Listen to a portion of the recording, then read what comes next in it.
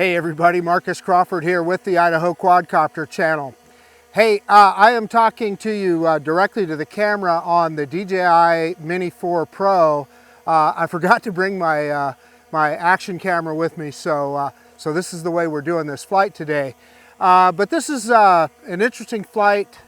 It's going to be a little bit solemn. Where I'm at here is called the Point Fire Memorial. And this is a place in 1995, and I'll step out of the way here so you can see it and point you over to it. You'll see a couple of crosses there, and those are a couple of firemen that died in this very spot in 1995 fighting a wildfire. I took pictures. I'll show you a little bit later. There's where you pull off the Swan Falls Road here. They have some placards set up that tell the story of what happened, and I will put those all up at the end of the video so that you can read the story, freeze frame on them, read the story.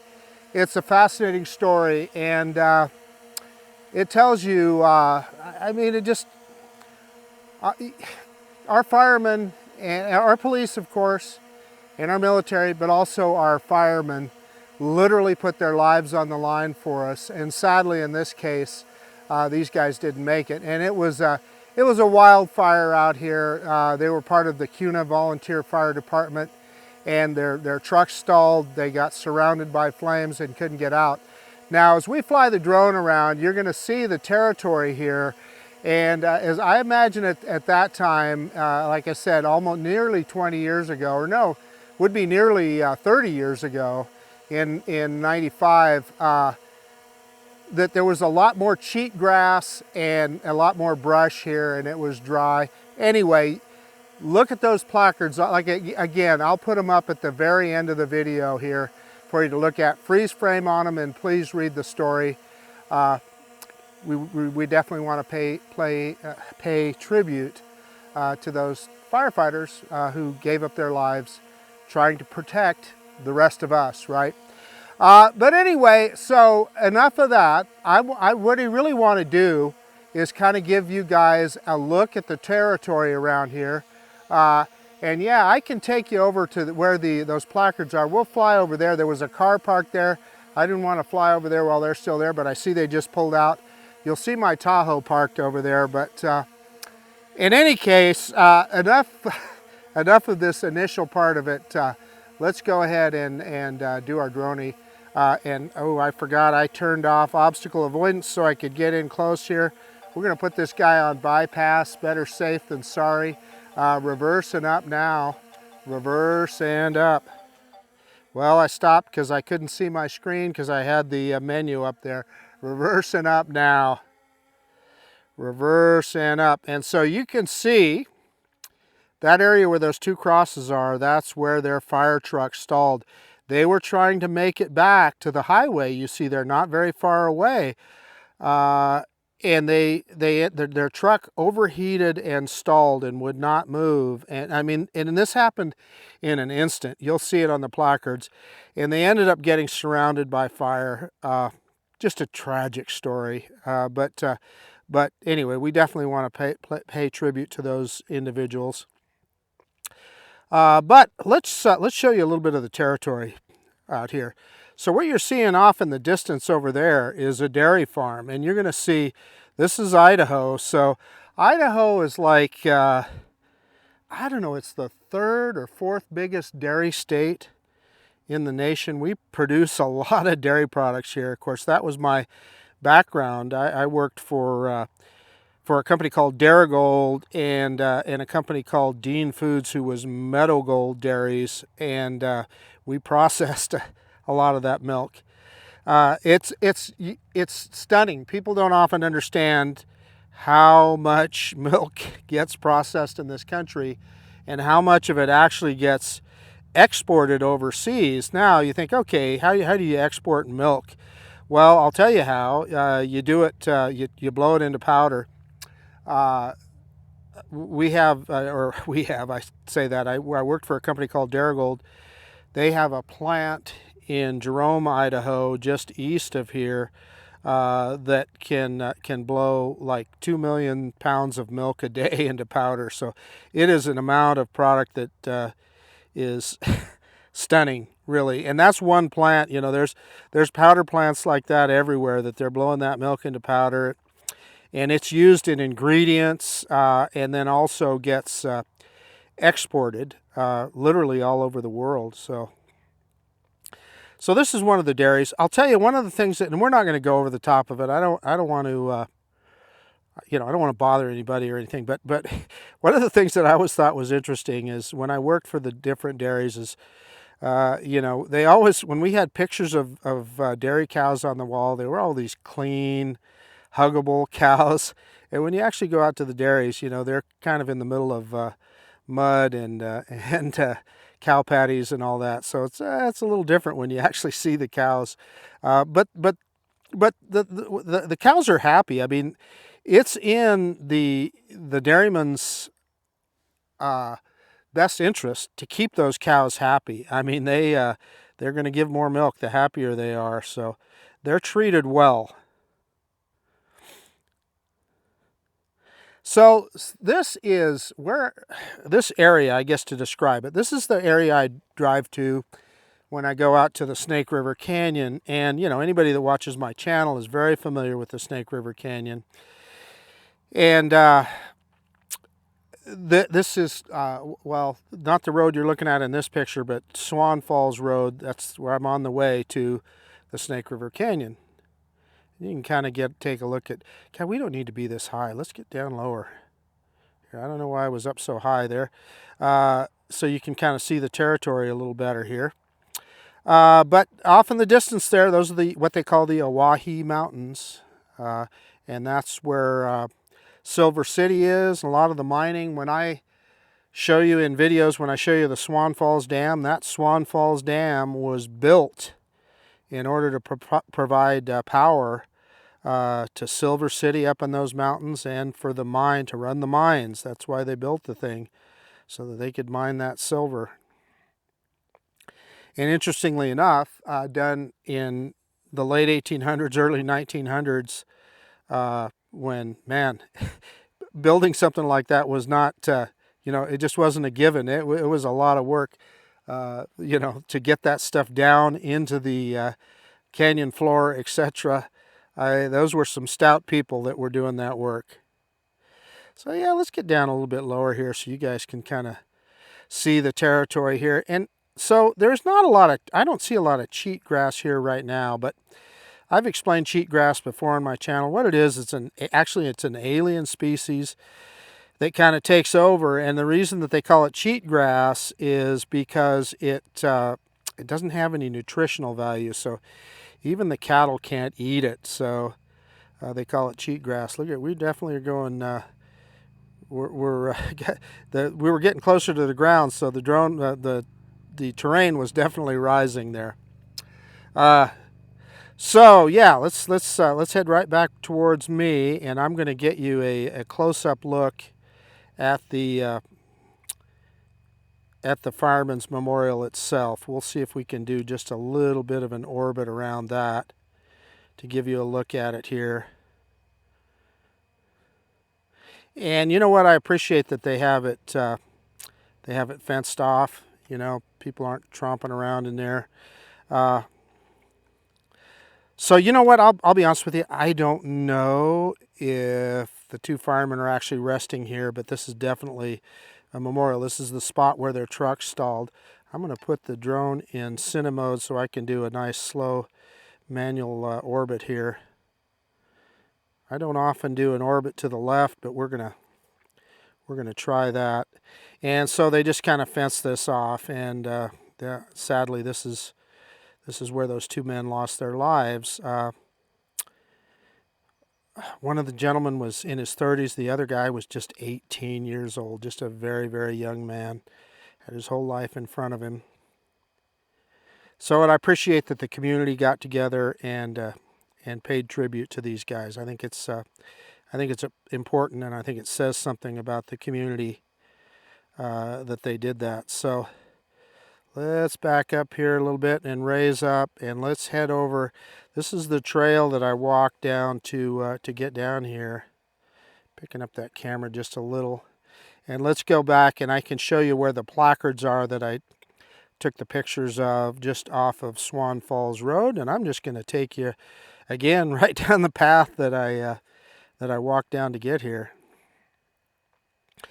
And if you're wondering what this next fence is, you know, that's to keep cattle from going out across. So this is fenced, and then this little zigzag right there I think is too tight for the cattle to get through, so that's why that's there. But there you can see where my Tahoe is, and I'm going to get you a look at the main sign here. Let's turn around and let's get it, zoom in on that. So there's a car going by. That is Swan Falls Road right there. So this is, let's just get right in front of that. So Point Fire Memorial, and again, this is put together by the BLM, and you know, this is Bureau of Land Management land. So yeah, Point Fire Memorial. And then let's turn around here and you can take a look at, these are the placards that I was telling you about. Let's see if we can get close to the little obelisk here that has a bronze plaque on it. And again, I'll show you pictures of those placards, but let's see if we can, whoop, moving a little bit too fast there. Let's see if we can get in close on this guy. Now the drone is wanting to move around it, but anyway, I took a picture of that too, so we'll show you that picture as well. But I just wanted to show you this, and in fact, let's. I think we should just. I'm going to go back into normal mode. I'm going to point the camera straight down, and we are going to go up from here. Look at that. We got the drone shadow because it's slow enough, but we're going to go straight up from here. So you can see this whole thing,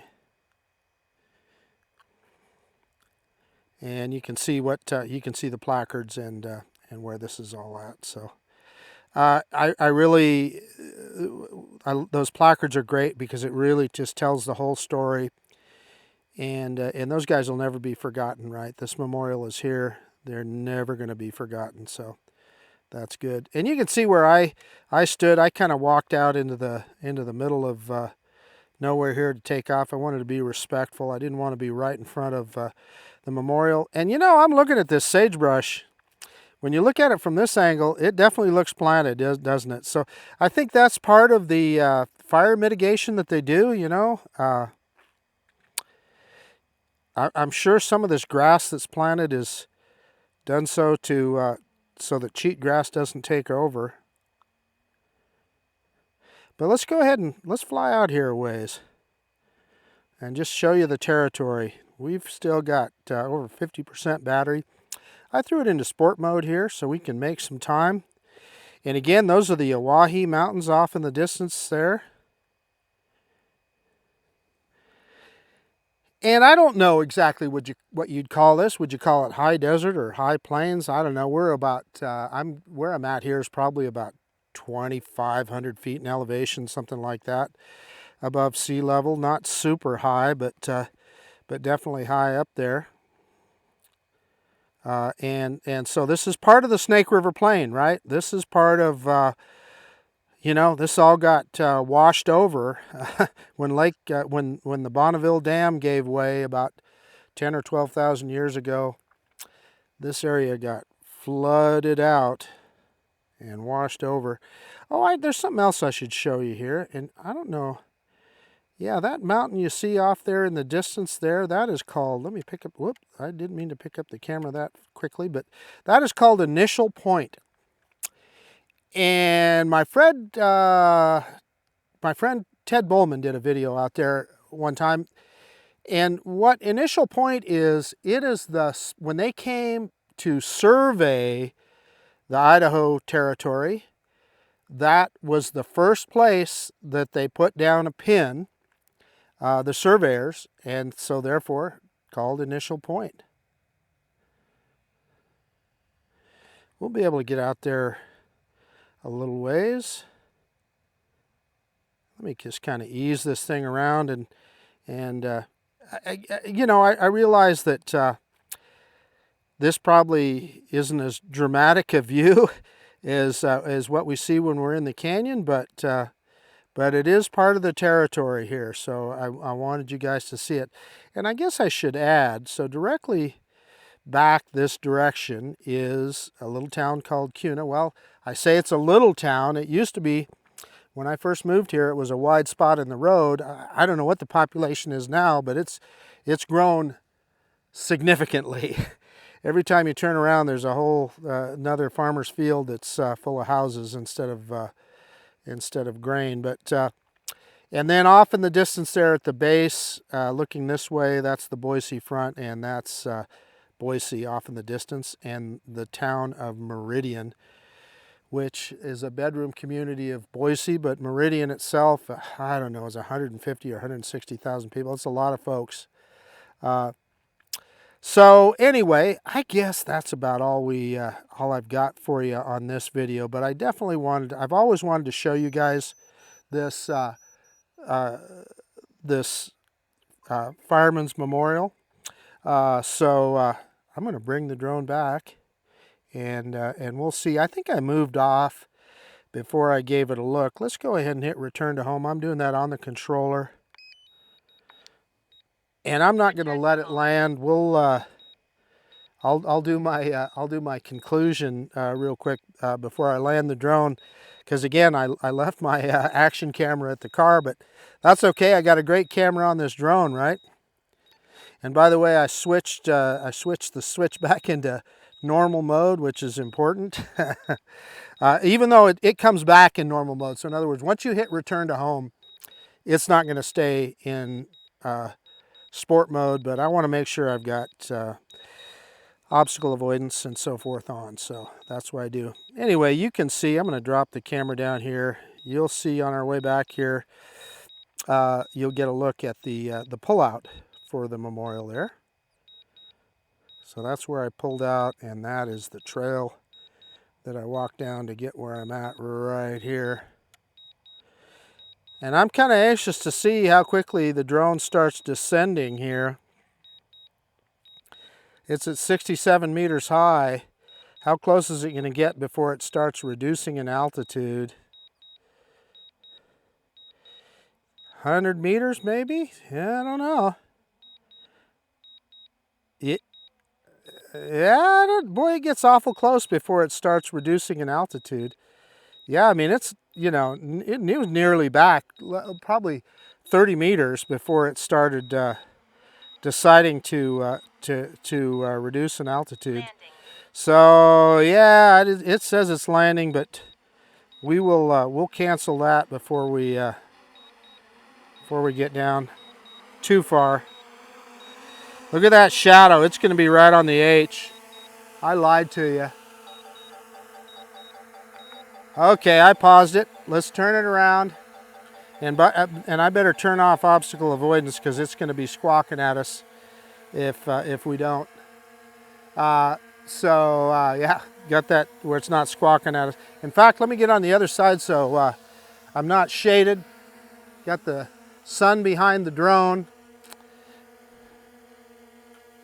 There we go. Trying to get that camera angle right. Sorry, guys. Hey, okay, one more thing. I want to give a shout out to Stevie Bronx, Capture Life Connection, friend of mine in the drone community. If you haven't checked out Stevie's work, you need to do it. Capture Life Connection, go check it out. So yeah, I mean, this was interesting. We got a look at the Fireman's Memorial here. And like I said, I wanted to be a little more solemn on this video, because it is a solemn thing. But I also wanted to show you some of the territory around here. And I realize this probably isn't as dramatic as when we're going out over the canyon, but nonetheless, it was something interesting, and kind of gave you a look at the area here. Again, this is due south of Boise, so if you're heading south, this is the part of the Snake River Plain.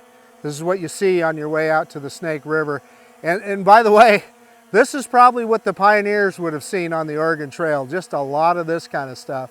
But anyway, that's about it. Oh, before I conclude, again, remember, at the end of the video, I will put those a slideshow of those placards up, and I encourage you to read them, and I encourage you to freeze frame so you can read every one of them, because it really does tell a story, and we owe our first responders a lot. But anyway, that's about it. This is Marcus Crawford with the Idaho Quadcopter channel out, and if you like this kind of content, please consider subscribing to my channel. Most of all, I so appreciate you taking the time to look at this video. And yeah, of course, we'll see you on the next one. Let's see if we can land this drone, huh? Let's do that right now. Picking that camera up so it's looking up at me. And that drone is right in the middle of the H there. So, alrighty. See you guys later.